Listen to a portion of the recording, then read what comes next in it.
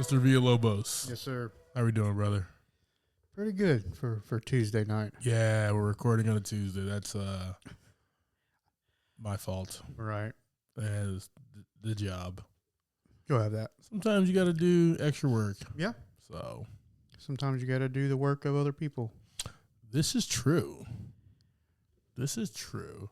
Buddy. Which sucks, but, you know, it is what it is. It was a weekend to remember. Talk to me, sir. Before I jump into my amazing weekend, let's talk about yours, which is going to be hilarious. I'm ready for it. What was my weekend hilarious? Oh, I'm just ready for it. Go ahead, tell the people, bro. Tell them what you got done. What? I don't know what I got done. You- You're putting me on the spot right now. I don't know what's happening. Go ahead, tell them about your weekend. Went to the movies. Yeah, we went to the movies on Sunday. What Yeah. about your Friday and Saturday? My Friday, I had band practice, Dope. which is always fun. Always a good time. My Saturday, I didn't really do a whole lot Saturday. You lucky bastard. That's what you're getting at. Exactly what I'm Okay, getting that's at fine. there, Yeah. Okay. It's been a while since I've had one of those type of Yeah. weekends. And this past weekend was not one of those. Okay. So we'll get to our movie that we went to Yeah. go see. But Friday night, met up with my fellas. Yeah. Had some wings and brews. Always good. Always good. Yeah. Even had a couple of puffs of a cigar. Oh, Not where'd a- you go for the wings and brews? So Question. my buddy lives in South Charlotte, Okay. like the Ballantyne area. He lives near this place called, I don't want to mispronounce it, so let me get my English together. Yeah. D. Peckers. Okay. It's a wing joint. Fair. But it's such a small place, we did not eat in there. We ordered, took it back to his place, hung out on his patio, and had some beers. Oh, that's and a good that, time. man. Yeah, it was beautiful. It was like 80 degrees out there. Yeah, it was bro. a real nice weekend. Oh, man, it was Real gorgeous, nice. gorgeous, brother. So definitely enjoyed that with the fellas. Saturday, my buddy John came down, and we met up with my good friend Lindsay, and we went to Charlotte's Queen Cup, Oh, yeah. which is the steeplechase. Okay. Felt It's like cool. I felt like I was with I don't know what that means. I felt like I was with the 1%ers. It's like a horse race. Oh, yeah. Yeah, I was betting on the ponies, man. Yeah. Even won a race. It's pretty relevant. Well, I mean, I hope you didn't do the same thing the guy did in this movie. No. This was actually kind of cool. It was just like a Yeah. quick like raffle. You put Right, $10 in, you pull a 10 number spot, out. yeah. It was super chill. But like the whole time when they were talking about like horse betting, Yeah. this movie that we're talking about this week, Lucky Number Slevin, is what I was thinking in my head the entire time. Right. But it wasn't that Like at all you bad. get your legs broken or something. Exactly. If you don't pony Yeah. up the 10 spot. Exactly. So, the $10 made sure I had Yeah. multiple of those because I had no clue what I was in for. Might take But care of man, John, it you was don't but it was super cool, man. So like we had unlimited food, unlimited booze. Yeah, it's always awesome. We were like right there next Mhm. to the ponies as they were flying by. Like I have a video on the IG of them flying by me, man. It was super cool. Like I felt the gust of wind. Yeah. Yeah, man. This was a good time, man. Definitely would be back. Have you ever been to a race, like a NASCAR race or any sort of race at the track at all? I've seen Days of Thunder. Yeah. I've also seen the Talladega Nights. So that same thing you're thinking, like you felt when those horses came by, it's Yeah. kind of the same feeling you get the first time those cars went by like 200 miles per hour. Real. So Yeah. I think I've been to like a pole position or a pole night, Yeah. something, whatever happens on Friday. That's like qualifying stuff. Yes. Not the I've full done on that. deal. No. Yeah, I've been there in the bleachers and in the suites. You seem more like a sweet guy. Oh, that's where it's. I don't ever want to go ever again. Caviar. Not be in a suite. Caviar. Never. Yeah. Oh yeah. I'll just throwing it everywhere. Yeah. He's like confetti. Yeah, we usually like confetti when we're up there because we don't have to pay for it. Dope. But yeah, it's the same kind of thing. Like the first couple runs when they're come by, Yeah. pretty intense. Yeah. Nice, man. Yeah, we definitely got to get a bigger group to go next year, man. It was definitely fun. Shout out to Victory Chevrolet. I'm not even a Chevy guy, but shout out to them for sponsoring the entire thing. So, nothing wrong with that. Very cool, man. We caught a quick movie. Yes. Well, not a quick movie, but we caught a movie on Sunday. That's a fair statement, yeah. Fantastic Beast, The Secrets of Dumbledore. Not going to spend too much time on it. Yeah, we got it just rolled around. So we'll give but it, your quick thoughts. I enjoyed it. I really liked it. Yeah. With the other two and it all intertwining, as these movies do, right? This was the Wizarding World movies. This one just kept me more involved. Yeah. Or these kept me more involved in like the Harry Potters and stuff like that.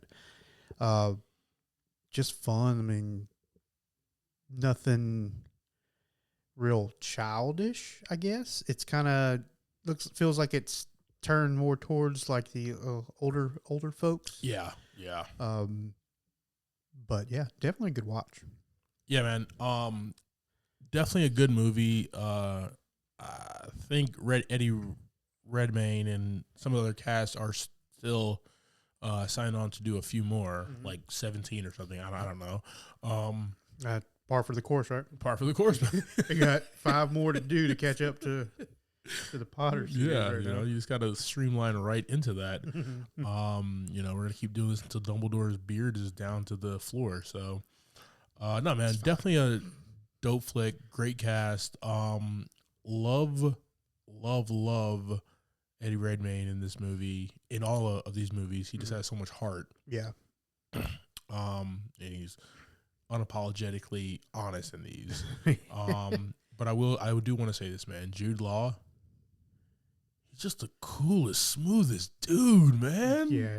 Yeah. Yo, all the way to the end. Yo, if you just want to watch this movie just to see like Jude Law like act, and just his movements, everything speaks just like sexy, cool, bruh, slick. You got the heat on the whole time. Yo, man, he's killing the game, bro. He's killing the game. So, Fantastic Beasts: Secrets of Dumbledore is out right now. You heard it from here from JV and Clyde. Highly recommend. Yes. I got one I saw this weekend that's relevant to our movie. Ooh, talk to me. Watch Looper this weekend. Ooh, okay. Yeah, that's been a minute. So you've seen Looper before? Yeah, this was like just a Netflix recommendation. Let me check that out again. One of my favorite directors, Rian Johnson. One of my favorite actors, Joseph Gordon-Levitt. Oh yeah. With one of my favorite action stars, Bruce Willis. Emily Blunt. Emily Blunt is in this movie, and your boy Paul Dano. Dano is in the dude. He's Dano, not in it for a long time, but he's in it though. But he's in it. He's in it, bro. I highly recommend this. If you like Looper, you like JGL, you like Rian Johnson. I don't know if you've watched Knives Out, but you need to watch the JGL Rian Johnson movie. It's called Brick. Came out before Looper. Fantastic. We'll catch that. Fantastic. We'll catch it.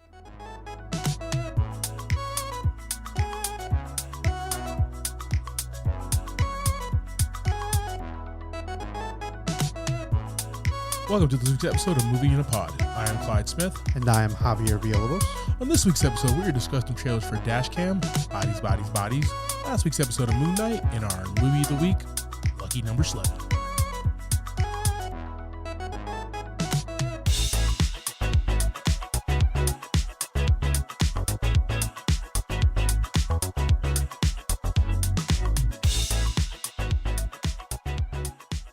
All right, JV.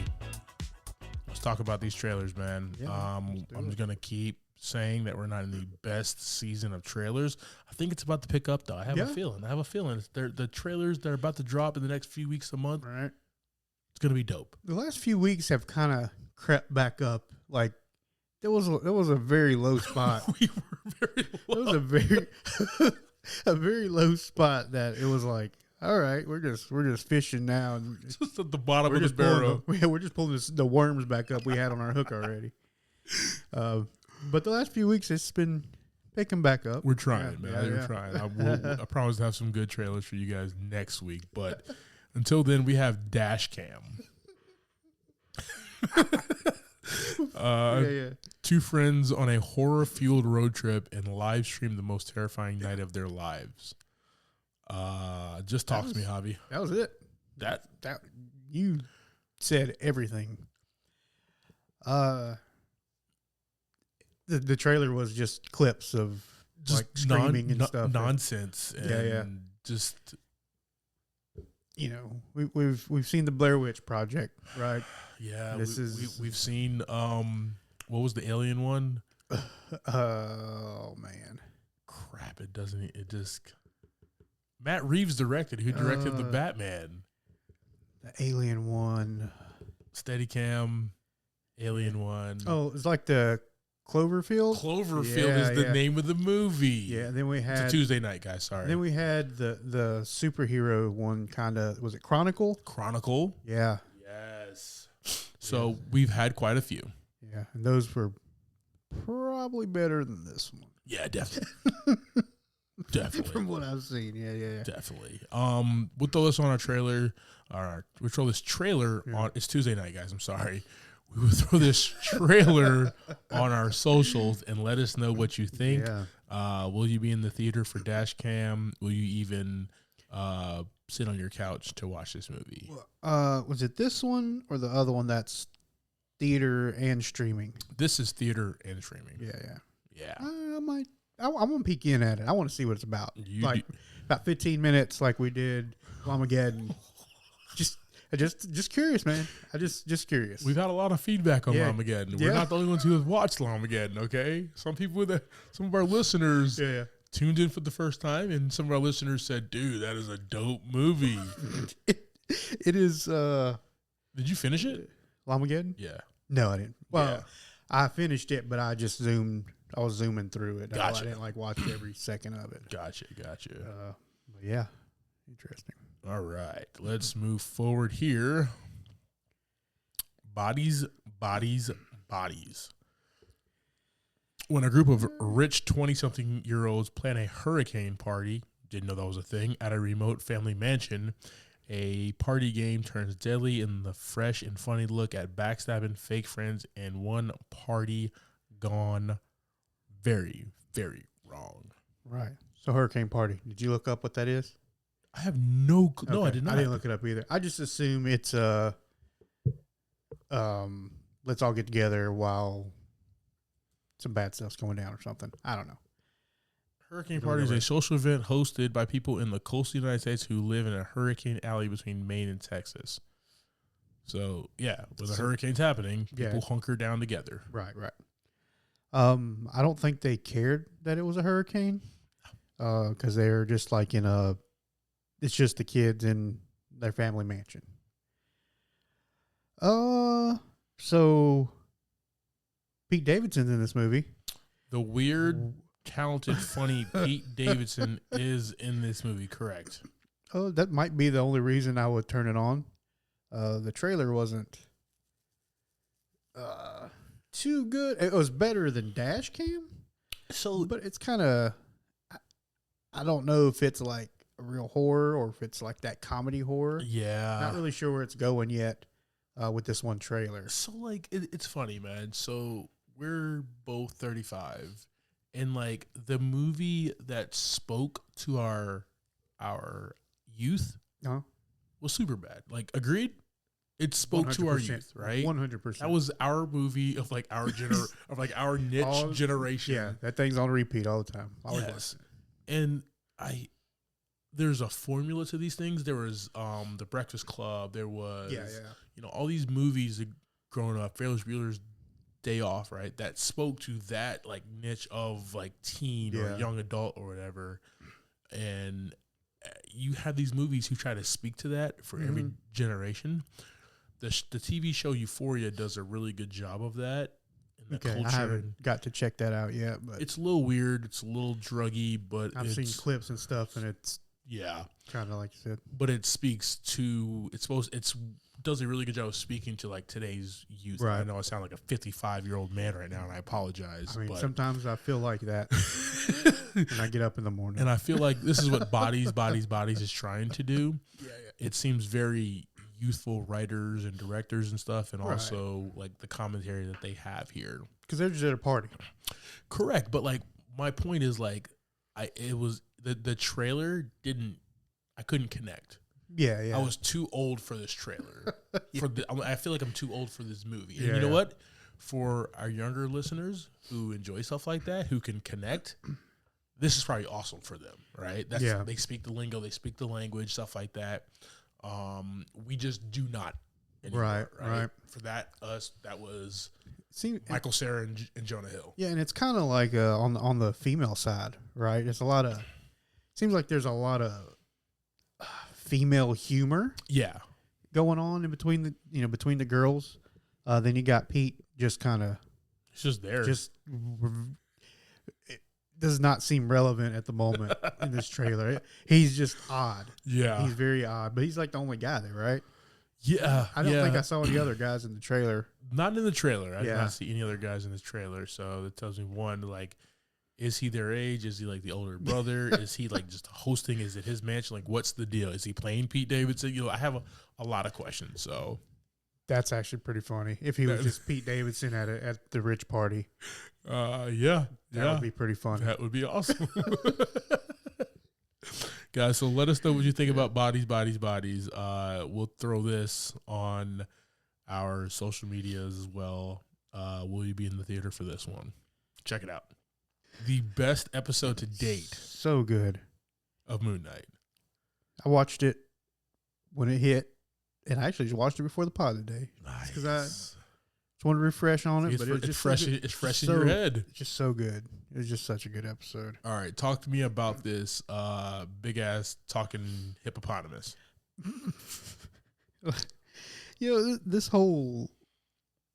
These last 4 episodes have kind of got us here, right? I mean, they led us directly to this episode, which is like fill in blanks.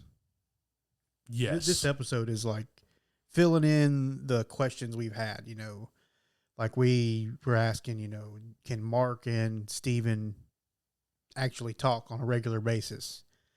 We find out they've never had to. Right? They've never met. They didn't know each other existed. Yeah, within this last little bit, they finally started communicating. So that it kind of answered our question there. I mean, they don't know if they can or not either, right? Yeah. We see trauma. We see all that stuff going on here, and so much just why they are there, why they're in that situation where there's Mark and Steven. I don't want to give a bunch of stuff away, but we find that out. Yeah. And we're just kind of leading into this last episode where I feel like they're just going to throw a lot of stuff at us in this last episode. Like breakneck speed. Yeah, it's just going to kick off and it's not going to stop. And that's the normal Marvel thing. Especially if they hold everything. They did it with WandaVision. They held everything close to the chest. Everything was such a slow burn and unraveling of the onion until you get to that last episode. The last episode was like, what the is going on here? But this one's been fast. Like, a lot's happened from the first episode to this one, and then this one just stops, and it explains it's everything. Going back and filling in the blank. Yeah, that's something like we see everything happening. Yeah. We don't understand what's going on. Exactly. And then now we are in a place where we understand. Yeah, we basically know the majority of Mark and Steven, their backstory. Exactly. I would like to see the other, like when he blacks out, I would like to see that other side. Yeah, that's coming. I would love to see that other side, dude. I want to see that because that seems like so much fun. Yeah, and I don't know, man. This was just like so emotional, and it was like really, really tough to watch some of that stuff. Like, and it not be like sad, Like Yeah.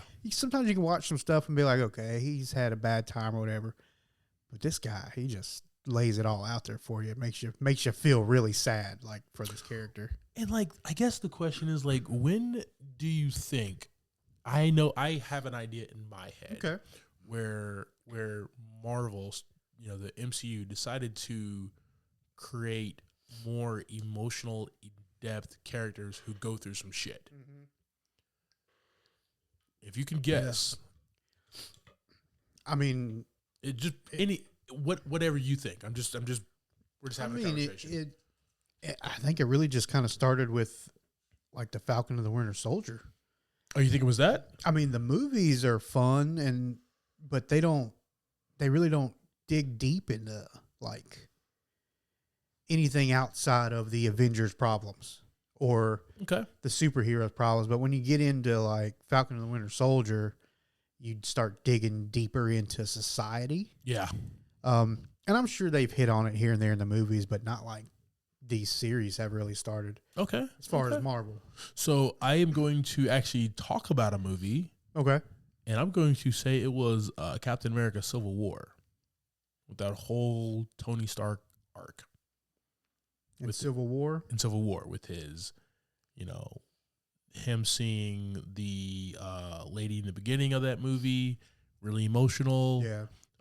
Him deciding to join the Accords, and then him thinking about his parents, and then finding out that his parents died. His parents were not in an accident, but they were murdered. Right. Finding out that the dude is right here, that Steve knew the entire. That was it. Like I went on. Like usually we're on some bullshit with Tony. Yeah, but we got some. Hear me out. We got some emotional depth. So moving forward, we got like Black Panther, which that with his cousin and his dad and his uncle, emotional, right? Emotional damage. I don't know how to do that meme. That gift, but you gotta have I believe there's some. You probably shouldn't. I probably shouldn't do that. Yeah, it's probably for me to do that. But if you could just put it in the post here, we can make it happen. Put it on the video. But then it just carries, right? So it carries into what Wanda goes through and Infinity War. It carries into WandaVision, catching up Falcon Winter Soldier. Loki realizing that he's in a weird ass world. I guess we're kind of talking about two different kinds of emotional situations. Gotcha. Because I feel like that's still like superhero stuff, kind of. Okay, I got what you mean. It's still. I got what you mean. mean. And then you have like Mark and Steven, which are like deep emotional people. I got what you mean. I mean, the stuff with Tony and his parents, that's still emotional. Obviously, it's not, it's still parental stuff, all that, but it's still kind of like wrapped up in all the superhero stuff. I mean, I agree with that. You got Bucky, who's an old man, along with Steve Rogers, stuff like that. We're saying the same thing, but just looking at it, coming at it from two different yeah vantage points. I got you. Yeah, I agree. Yeah. That's true. They did have a lot of intertwining emotional stuff in those movies, and I like this MCU. You know what I mean? Like we can have our fun, but we also get to see Aunt May die. Yeah. I had to go there.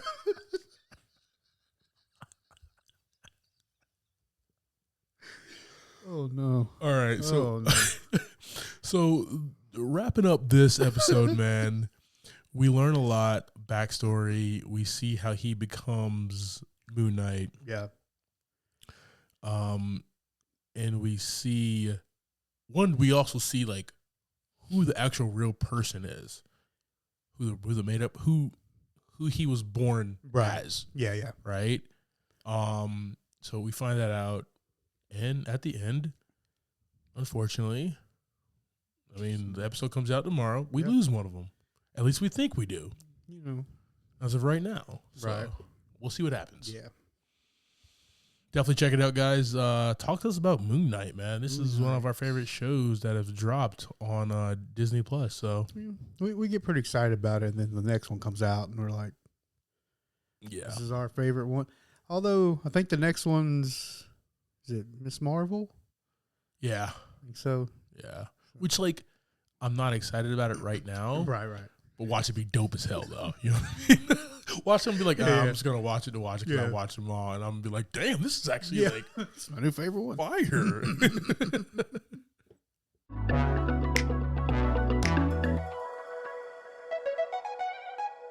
All right, now we're going to get to Lucky Number Slevin. All right. Guys, this movie was released in the good year of 2006. A few movies that also came out that year. She's the Man, The Prestige, a great magician movie. Yeah, it's a good one. Employee of the Month, Poseidon, Accepted, another Jonah Hill flick. ATO with my man T.I. and Chris Breezy. Oh. I think Chris Breezy was in that movie. I know definitely T.I. was. Mm-hmm. In the Edward Norton magic movie that I loved, The Illusionist. Nice. That was a good movie as well. That had the beautiful Jessica Biel. Employee of the Month, definitely another one. That's a Dak Shepard one and Dane Cook. Fantastic. Dak Shepard's in that? Yeah. I did not know. I seen that movie. I don't remember. Who was it Jessica Simpson's that movie, right? Yeah. He's the counterpart to Dane Cook. He's the one that's really good and fast at the cash register. His Dax. Dude, so when we talk about Dak Shepard, okay, I only remember him really from two movies. Okay. I always am going to remember him from The Judge because he just throws up. Yeah, all the time. And obviously Without a Paddle, his first flick. But yeah, he's been in and obviously we've done a movie that he's starred in and directed. Yeah. But those are the two biggest roles that I will remember him always. Yeah. That I don't have to recall or anything. Right.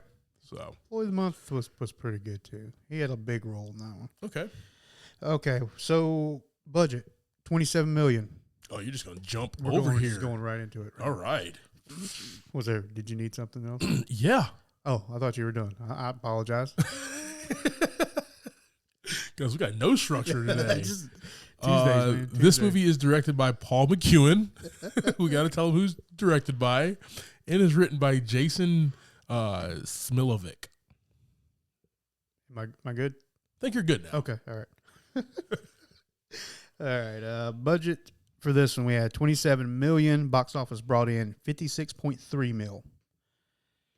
Starring in this movie, we have Josh Hartnett as Slevin Clevera, Bruce Willis as Mr. Goodcat, Lucy Liu as Lindsay, Morgan Freeman as the boss, Ben Kingsley as the rabbi, and our man Stanley Tucci as Detective Burkowski. The Tooch might need to go back here. Yeah, we'll get something for you. We'll get you hooked up. Tooch needs to go back here.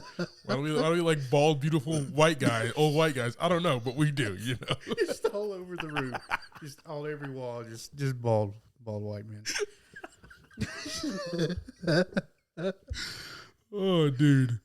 Go ahead and give me a quick synopsis of the movie, man. I want to jump into this. All right. We also got one in this cast, Bruce Willis, too, just FYI. Yes. So, Slevin Clevera gets caught up in a case of mistaken identity, which puts him in the shoes of a gambler named Nick. He owes a couple of very powerful people money. And as we see as Slevin's story plays out, he seems to be in the middle of all this mess. You know, he seems to be caught up in this chaos, doesn't know what's going on. But we actually come to find out he's actually in control the whole time. Dude, yeah. And unfortunately, the Tooch dies. Yeah. Very unfortunate. I thought he was going to be the only one that survived, but nah. Everybody gets it. All right, man. Let's jump right into these characters here. And off the top, we got Josh Hartnett as Slevin Clevera. Dude, I will say this. During this time, came out in 2006, I was probably the biggest Josh Hartnett fan. Oh, yeah? I wanted this guy to do everything. Right. Okay? This guy could have been Batman, could have been Superman, could have been like just the greatest detective of all time, could have been Sherlock Holmes. I don't care. Like, I just put this kid in movies, right? Yeah. He's tall. He's good looking. You know, he has just a great voice. He's just fantastic in this role. Yeah, just chill. Just kind of keeps you kind of, I don't know if you'd say aloof the whole time. Yeah. Is that a good word? It's a very good word, All right. actually. Yeah, it keeps you like that with the way he's talking, and it doesn't lead you to anything, right? He plays a very, like, he has no clue what's going on. He's just there. right. Right. And you know you don't know the entire time, but it's as everything unfolds and unwinds. And these are the type of movies that I love. Yeah, you don't know nothing. You know nothing. Rest. About what's going on, and you start learning more and more and more and more, right? But his character, though, man, he is, like you said, very chill, but also very inquisitive as well. Mm-hmm. At least seems to be, right? And playing the part, he's right? playing a part right there, right? He kind of leans into this, even though he keeps saying that he's not Nick. Yeah, nobody believes him the entire time, and like that's the point. Yeah, right. Like he's playing into everybody's hands. Yep. Yeah, he does a great job of doing that. But come to find out that he's like this like expert assassin. He's a super badass assassin who trained by the best, right? Trained by the best, man. Like when he took that first kill shot that we saw on camera. Wait, what? I'm sorry. What? Where? Because you got to remember, like I saw this in 2006, and like it wasn't as easy for us to just know exactly what's going on. So we just went to go see the movie, right? Yeah. And just that pinpoint accuracy and just the look on his face and how he was holding that pistol. Mm-hmm. Took that shot like, oh, dude, he's a professional. I was not ready for that. Yeah. But then he has like a really cool side about him where like he is liking this girl, kind of getting involved, and like you see that's the real Josh Hartnett's character, right? Yeah. Like he's playing a part over here with the rabbi and the boss and the other guy and their henchmen, but I think with Lindsay, he's his real self. Yeah. And I think you can kind of see some cracks when she kind of asks him to dinner and stuff like that, and he's just like kind of thrown off because like that's not a part of the plan. Correct. Which we don't know. It looks like he's just kind of, it's just happening. Let's do it. Exactly. Yeah. Exactly. Good deal, man. We got Bruce Willis as Mr. Goodcat / Smith. Talk to me, dude. So he's just kind of creeping around for a little while. He's creepy as hell in this movie, dude. Yeah, he's just like, for the first hour and a half of the movie, he's just there for seconds. Like, very quick conversation, and he's just back in the shadows being creepy. How about that stash, though, at the end of the flashback? Yo. That stash, though. 1979, baby. Yeah, he plays a big part in the whole plan, right? But we don't know.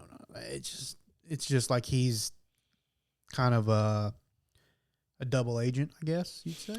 Yeah, he's this creepy assassin. Yeah, and he seems like he's the bad guy kind of the whole movie. Yeah. But that he's working the angle. Yeah, working the angles from both sides. Yeah, yeah. You knew something was up when you see him after Josh Hartnett's character Slevin leaves the boss, mm-hmm. and you see Mr. Goodcat Smith or whatever you want to call him come out of the side, and they have a conversation. You're like, okay, well, he's probably going to kill Nick or do something weird. Something's going to happen. But then when he does the same thing at the rabbi and comes out, all right, he's working both sides here. Yeah. He is definitely a double agent doing something. And the movie does a good job of keeping them in their places, right? I mean, even when Slevin sees them, he acts like, oh my God, this guy can see me. He shouldn't see me. Yeah. And who Lindsay, when she takes his picture or whatever, he's like, oh, that's just some guy. So that never seen him before. Yeah. That does a good job keeping him still looking like a outsider from the whole situation. It's a different Bruce Willis though, and it's like Bruce Willis that like I enjoyed because Bruce Willis has a mouth on him. I mean, you watch the Die Hard movies, you watch anything that he does, right? Bruce Willis has a mouth on him. He's gift of gab, big smile. He just got one of those voices. That fills up the room. This movie, he is quiet. He is reserved. He's a man of few words. Yeah, and like. But I enjoyed it. It was creepy. Yeah. And I enjoyed it. Even though he's clean cut, like he's a very professional. He looks very professional in everything that he does. But it's just that his demeanor just was really like off putting. And I'm like, he's just like he's just kind of like behind a little post and he just kind of speaks out. All right, listeners. We're going to take a quick break.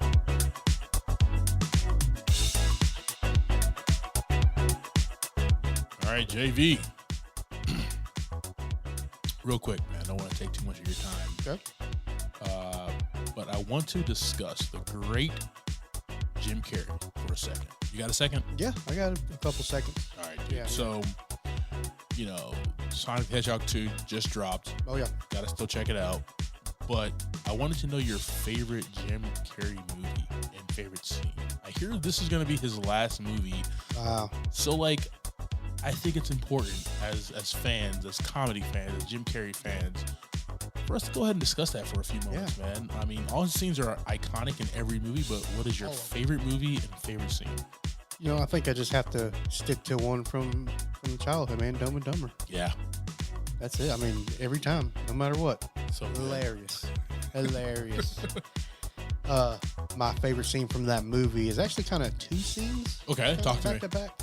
When he sells the van, rolls up on the scooter, and he says, just when I think you couldn't do something even dumber, you go and do something like this. And totally redeem yourself. And then when they're riding on the scooter in the ice. Dude, and so fantastic. He's like, I got to pee. Just let it go, man. So good. Oh, dude, I love that movie, man. Good stuff. Yeah, man. What about you? What's your favorite one? My favorite scene is Ace Ventura, Pet Detective, when he's at the door of the parents of Ray Finkel and quickly describes him because he has a shotgun to his face. Right. Right. And, he does it in one breath and it's super fast. It ends with one hell of a model American. Right. Right. It's just like you see like the early acting, you see the early comedy chops this guy has, right? And that he gives it everything that he has in every scene. Yeah. This is a really dope, funny scene that I'll never forget, man. My favorite movie of his is actually going to be The Truman Show, which is a different Jim Carrey movie. Yes. Yeah. He plays a real guy in this in a really awkward, weird situation. Yeah. And I love that he did not put the comedy first. The drama was there before anything, right? And he just let the comedy be very natural. He didn't over-try. He didn't overact or anything of that nature. Yeah. I just loved this movie, man, and this Jim Carrey performance. Should have won an Oscar for this. Awesome, man. Listeners, you guys can send us a little something on our social media, letting us know your thoughts and your favorite moments on the legendary Jim Carrey. So check out our link tree in the description and visit our social medias from there.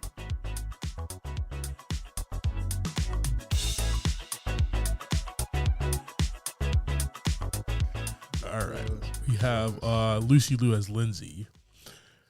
She is Nick's neighbor, and she finds Josh Hartnett's character, Slevin, in that apartment, and his whole backstory that he is Nick's friend, and Nick called him, and obviously he's playing a part. He's lying to her. She's just being nosy. She just wants a cup of sugar. Yeah. Can I get a cup of sugar? And that's how it kind of starts, but then it quickly...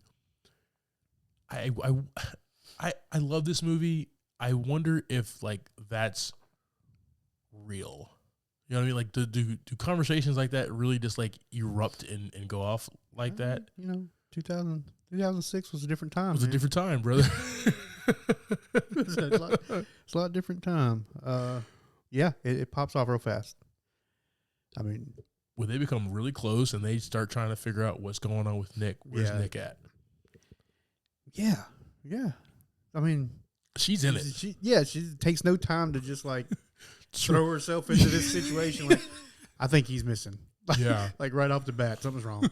We got to figure this out. Yeah. We're going to get to the bottom of this. Yeah. And then years later, she plays Sherlock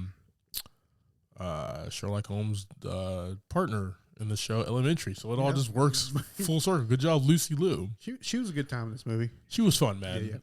She was fun. She was inquisitive. I liked that they gave her all that knowledge about the Bond films. Like, woman after my heart right there, bro. Woman after my heart. Okay. I think she just happens to be the coroner, right? Yeah. That's lucky. Lucky Number Slevin. Yeah, I mean, it all goes back around, right? So she is the coroner in this movie. It just so happens that is her career choice or what she does here. Yeah.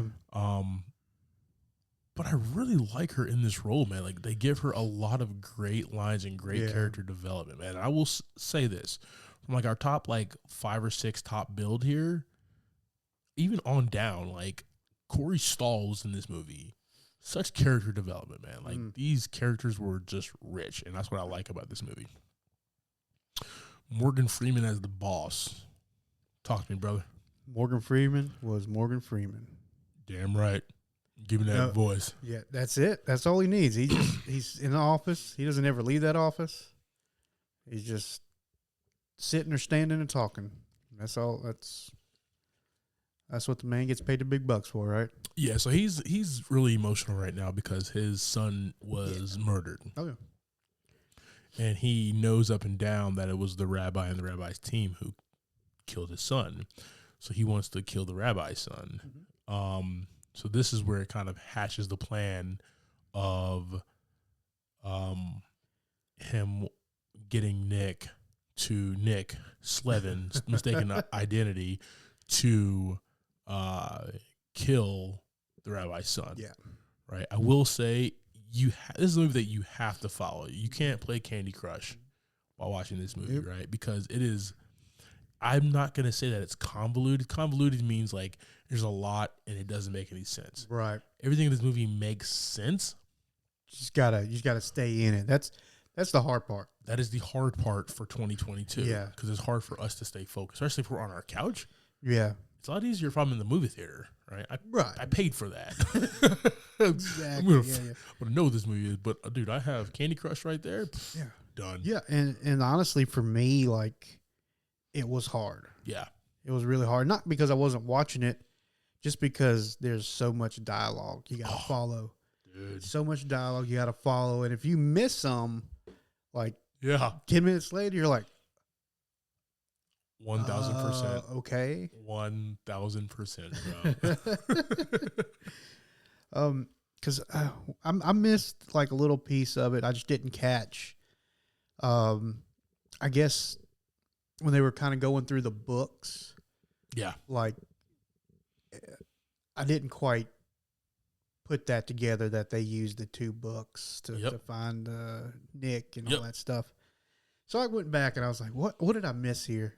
And yeah, it's just hard for some of these movies that are dialogue heavy. It is definitely hard, man. And that's what makes it so, like, in my opinion, there's good ways to do it and there's bad ways to do it. In this way, it wasn't just a word vomit. Like, everything had a purpose. Everything had a meaning in this movie. Yeah. Right? And then the fact that you were able to rewind it and like put the pieces together. Yeah. Oh. Yeah. You know, even going back to something where even that emotional toll for Morgan Freeman's the boss character, like his son dying, even calling that back, and him and the rabbi finally being together and having that conversation. And that wasn't the movie's fault. That was more my brain's fault. You know, because it's there. But you are the average, like me and you are the average movie watchers, right? Moviegoers. And because of this now, we are maybe a little above average, but we still take the approach of the average movie watcher and viewer. Yeah, I mean, we're watching it for a little more of a purpose than just like putting something on. Yeah. You know, so, but yeah, it's a windy road to get to the end of it. But the payoff is just so. Oh yeah, chef's kiss, we'll man. talk about that. We got Ben Kingsley as the rabbi, and he is the other big mob boss in New York. Yep. We have the boss, who is the black mob boss. We got the rabbi, who is the Jewish mob boss. Right. And it's Ben Kingsley, man. It's Sir Ben Kingsley. What can this man not do, right? He does it all. Right. Marvel movies. He plays Gandhi. Plays the rabbi in this, man. He does it all, brother, okay? Yeah. And he does it fantastically. Really liked him. I liked his voice in this, man. Mm-hmm. Very strong voice. And every time he spoke, it was like he's like, all right, I'm matched up against Morgan Freeman, who is a natural at this. Natural at this voice and commanding. Mm-hmm. I got to bring it as well. And he does. Thoroughly enjoyed that, man. But he does everything in his power to protect his son because he knows that the boss's kid died. Yeah. And I love it in the movie. They don't talk about that he did it or did not do it. It was just that it's a known fact. Yeah. Yep. But he does everything in his power to protect his kid. So I thought that was really interesting and really fun. Also, they're just putting, like, it's Smith in the background or Good Cat in the background putting the pieces together and having Nick Slevin in there, man. So it's like you said, there's a lot of slices to this. This is big onion. Mm-hmm. But there's a lot going on here. Let's talk about him, bro. Legendary. Yeah. The Tooch. I loved him in this. I loved him in this role because I did not expect that. Yeah. I didn't look at the cast or anything before I watched this movie. Good. So, remember the little video clip I sent you? Yeah. Yeah, that was before we watched this movie. I didn't know he was in this movie. It was just fun. So, yeah, he just kind of pops in, but just strong right off the bat. Really holds his position, I guess you could say, through the movie. Yeah. He's like in command. He's the one that's leading this thing. He never kind of falls behind anybody else.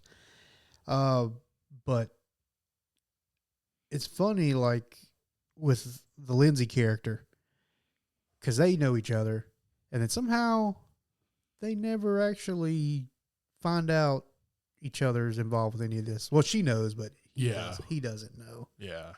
But yeah, he does a good job of being that detective, being that commander. Yeah, and you don't know the entire time. Like, it just doesn't. There's no draw. That's the one thing that there was no pieces. No, right? You had no clue. You know that the traumatic incident in the beginning, there was a lot of parts. There's a lot of moving parts with that traumatic incident. Yeah. What you did not know, though, is, who was involved with that. Yeah. And that was such a...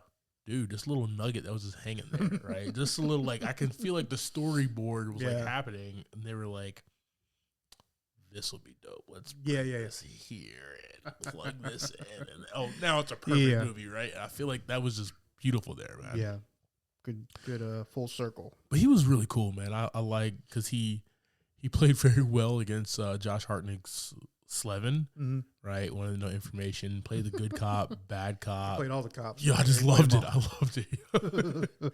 So you also think, like, is he still on payroll somewhere? Or is he a straight cop? What's going on now, right? What's going on now, right? No, it does not, man. Somebody got a pay raise somewhere. Let's talk about, man, and this movie is a really good for this topic, man. Just the sets, the look, and the feel of this movie, man, right?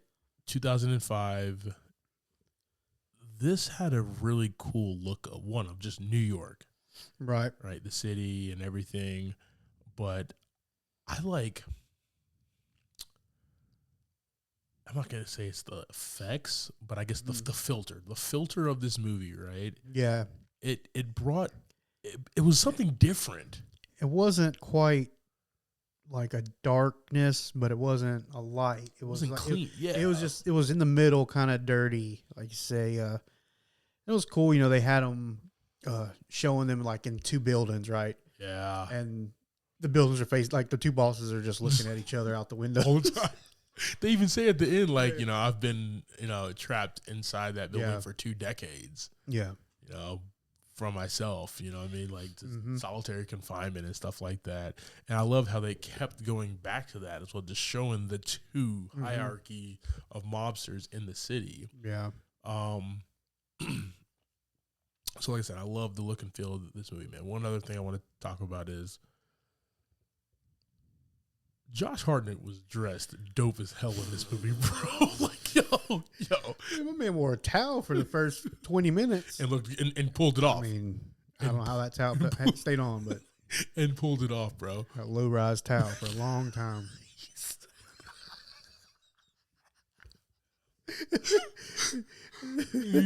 He has some Abercrombie and Fitch low-rise towel on, bro. I don't know how. But when he finally put clothes on, man, he looked sharp. Everybody actually, bro, like, this is what I love about movies like this, man. And Christopher Nolan's a big proponent of it. Mind you, before Christian Bale, Christopher Nolan wanted Josh Hartnett as Bruce Wayne, by the way. But he didn't want to play a superhero or anybody at that time. Yeah, big mistake. Because Christian Bale's like one of the biggest movie stars in the world now. But that's beside the point, though. Playing all kinds of characters now. But Christopher Nolan's a big proponent of guys in suits. If you look at all of his movies, he likes men in suits, men in dark suits. This movie was the same exact. Yeah. Put guys in really dope looking suits, man. It was Josh Hartnett, right? It was Good Cat. It was the boss, the rabbi, all the henchmen, man. Everybody was dressed to the nine. That brought an aesthetic to this movie that I really enjoyed, right? Nobody was lazy. Nobody was boring. It brought in that kind of gangster. That old school, that Godfather type gangster movie. You know what I mean? An old school, like Italian, and I really enjoyed that they kept that kind of style. Even the Jewish guys, Saul and the Mute, like they had their threads. They had their threads, bro. The threads were nice, right? Everybody was dressed. Yep. And then just real quick, man, the music kept me entertained, right? The music kept the flow of this movie, and it kept you guessing. Just like, for an example, the scene where my man is, when they're unraveling everything at the end. Yeah. And you still want to know, like, how those people in the beginning died. Right. And then you just see kind of like he's on that rise or whatever. Yeah. And the music is just chugging and chugging and chugging away. And then he just takes a shot and it's him. And you're like, oh, okay. Good Cat. You're just all over the damn place, ain't you? Been doing all kinds of work. Just bodies, dude. Bodies, right? Yep. Good deal, man. Good deal. All right, man. So a quick theme about this, man. This movie, revenge is a dish served best cold. I don't know.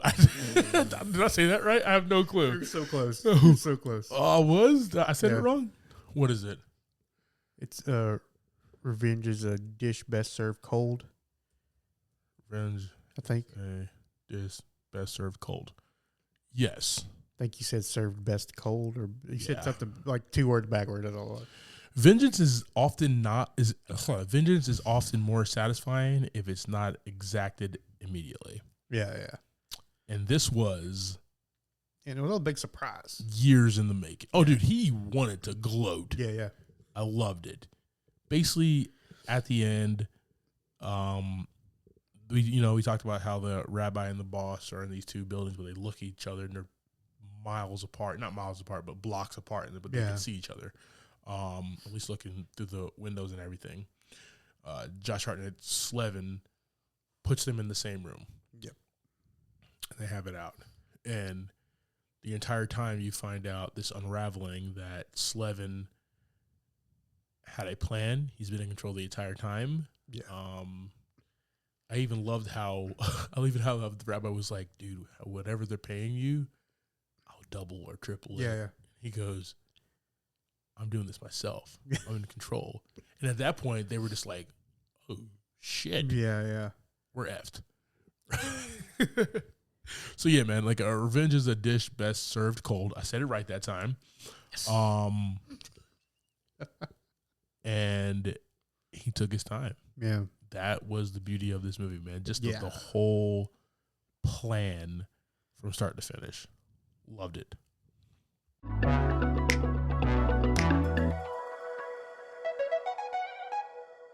All right, guys. So that is our conversation about Lucky Number Slevin. Javi, this was your first watch for this movie, right? Yeah. Talk to me, brother. What are your thoughts and ratings? A couple things. Yeah. Very, very long beginning of this movie. Yeah, love it. Love it. It's good, but it's that, like we said, that dialogue heavy stuff that sometimes it's hard to sit through. You got to figure out what a Kansas City Shuffle is, bro.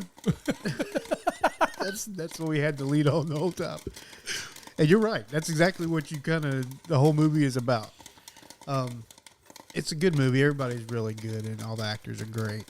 Like I said, that initial start to like really piece the puzzle together, it was a lot longer than I thought it was going to be. It took a while, but once it twists, it really like takes off real fast. Yeah. My rating on this one's going to be 3 out of 5 buckets. Okay. I think this is more of a Clyde loves movie than Javier loves the movie. You're damn right it is. But it was a great. Yeah, man. What about you, man?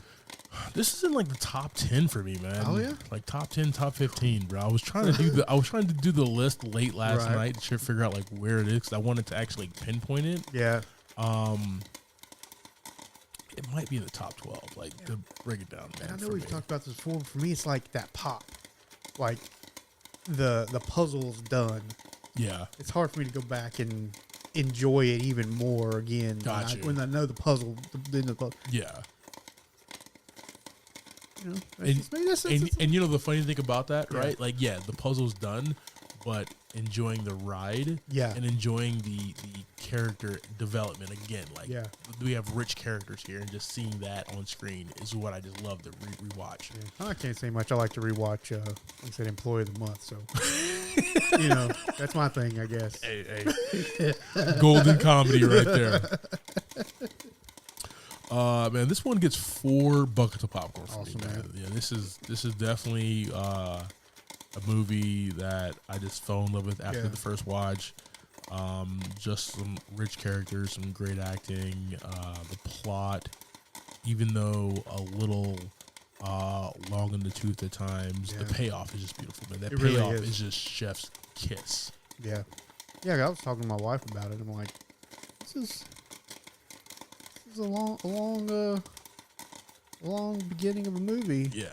When is it gonna flip? Yeah. And then when it does flip, I was like, holy shit. Yeah.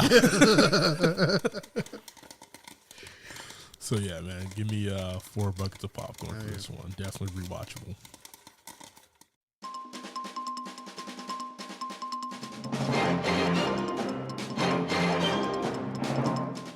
All right, team.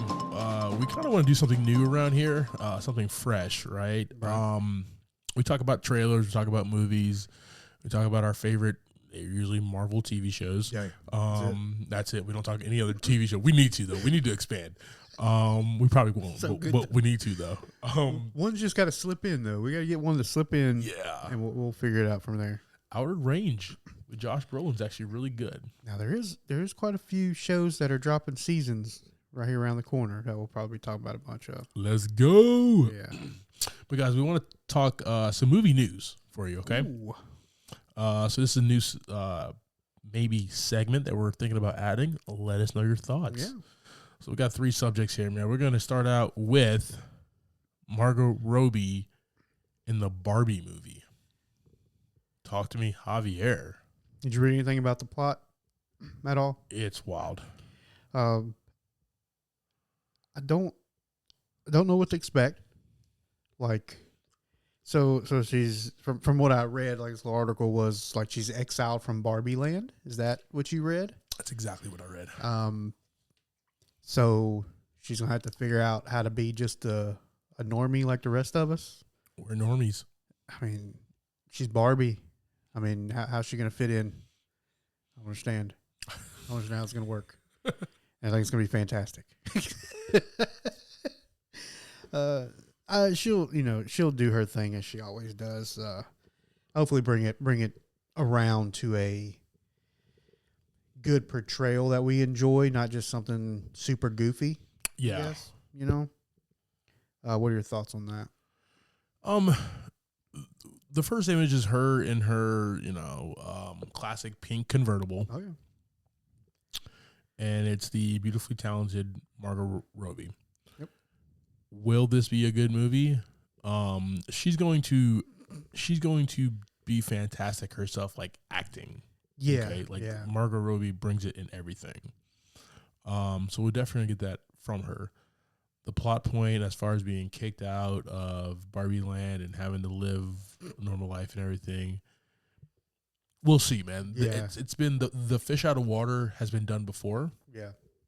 All the time. Yeah. All the time. Yeah. So many times. But will it work here with this? It's, I don't know if they're trying to do like a Mattel universe. Who knows? Everybody's trying to do universes now, right? Mattel universe. Oh my God. So who knows? That would be wild. This is the Iron Man for the Mattel universe, right? Oh yeah. Guys, so I'll throw this on our socials and everything so you guys can talk about this. But yeah, we have an upcoming Barbie movie. Do we know when about that's upcoming? I think 2023. Okay, so we should be seeing some trailers coming. Yeah. Coming towards the end of the year for that. Cool. Oh yeah. All right, guys. Got some bad news here, right? We're not going to always bring you good news. The Spider-Man Across the Spider-Verse Part 1 is pushed back to 2023. We're supposed to get that later on this year. There's still going to be 2 parts, so we're going to get Part 1 and Part 2. Don't know if they're going to push back Part 2 yet. Probably, but push back like 8 months, isn't it? Yeah. Something like that. Yeah, but we're going to definitely get these movies later than expected, unfortunately. So, do you know if they're behind, or is it just they want to just not? I think what it was, man, is maybe some changes or something. So studios like have set dates for certain releases, right? So big tent pole releases, they do it in different subjects. So they have their rated R movies. Yeah. They have their biggest section, which is PG-13, and they have their PG, and then they have their G, right? So, and they have these set dates throughout the year about when these drop. The big budget comic book type big draw movies is always going to be normally the summertime. Yeah. Or Christmas. Fair. Those are the 2 biggest draws for those. Christmas I love a Christmas thing. I love a Christmas movie. And I call them Christmas movies. I just love going to the movies on Christmas day. It's my favorite thing. I just love a movie that has Christmas in it. Doesn't have to do anything with Christmas. As long as there's some decorations and some music. Fantastic. Hawkeye favorite. That's awesome. Let's go. But yeah, this one's getting pushed back there, and I think they just weren't expecting. And I don't know why. I don't know why Sony was not expecting this, but I don't think they were expecting No Way Home to still be crushing it the way that it's doing. Gotcha. Okay, I don't think so. You don't want to stack things. Yeah. I mean, then you got just everything else this year, but it also all got pushed back. Like, I guess it's more of a domino effect at this time. Yeah, with everything losing time and being pushed back. And that's what studios do. Yeah. All right, guys. Last thing we want to talk about here is, good God, years in the making. Years, guys. James Cameron's Avatar came out in 2009. Okay. Yeah. We're getting, unless it's pushed back, we're getting James Cameron's Avatar sequel. It feels like this thing should already had like 2 movies out already, right? At least. Yeah. At least, man. The cool thing, okay, so it's titled it's called Avatar: The Way of the Water, and that's going to be the sequel. And it's supposed to come out Christmas of this year. We have the title. I like the title. I don't know what the way of the water means. There was no hint of anything water related in the first movie. No. Um, They're in a tree. They're in a tree most of the time. In a floating trees at that. It was living in water. Like they weren't like floating in water. They were just in the air. Yeah. Yeah. So this is gonna be interesting. I assume it has something to do with like what the concept of it is where they got to like leave their home and go somewhere else. Yeah. Right. Yeah. Whatever that is, the cause of that is something to do with water. Something to do with water. But man, so many years. It's been a while. Even the actors were commenting on that. They're like, yeah, we're doing a sequel now. It was like, I'm so much older. Sam Worthington is not a young man anymore, right? Right. I think he was already talking about like pushing that when he did the first one. Dude, yeah. So the thing with James Cameron, right? And if you've seen any of his movies, if you've not seen Titanic, you've been living under a rock your entire life. Watch Titanic, 1997. He has to have the best visual effects. Yeah. The Abyss, Terminator 2, Avatar. He kept on saying, I've always had the idea for Avatar, like even like in the 80s and 90s. Yeah. Technology's not there yet. Technology's not there That's yet. crazy. Technology's not there yet. To that 2008-9 rolls around, technology's there. Let's do this movie. What he wanted to do for the sequel, same exact thing. Technology's not there yet. But we have all these Marvel movies. We have Superman fighting Zod in the middle of the air. We have all this, and James Cameron's looking at that, being like, "Yeah, the technology's just not there for what I want to do." Yeah, because he wants to do like big IMAX type thing, right? He wants to do the biggest, most beautiful movie on the planet. Yeah. And that's what Avatar was back in 2009. Agreed. Avatar was gorgeous. Agreed. And so the sequel comes finally this year, unless he pushes back because technology's still not there yet for another 30 years. We finally got this movie, guys. Oh, Avatar video game as well. Wait, I'm sorry, what? Avatar video game? We're getting an Avatar video game. Oh, yeah. It's going to be like an open world Avatar game. I'm going to be a 9-foot blue guy? Yeah. Ooh. Like ride dragons and all that good stuff, yeah. All right. Take a peek at that. I'm not sure when that comes out, but that is, I think it's another one of those things that have been like, yeah, it's coming out pretty soon. Just never said when it's so soon. It may not be real. It may be fake news. But Our first news segment, we're sharing fake news. No, it's a real thing. It just doesn't have a proper release yet. Gotcha.